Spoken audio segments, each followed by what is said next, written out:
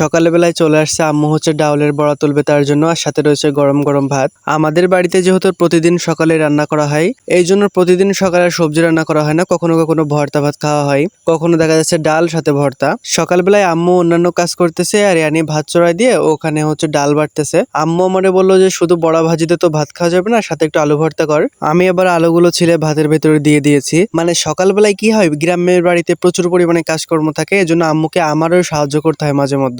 ইয়ানির ডাল বাটা শেষ, এখন হচ্ছে পেঁয়াজ রসুন কাটাকুটি করতেছে।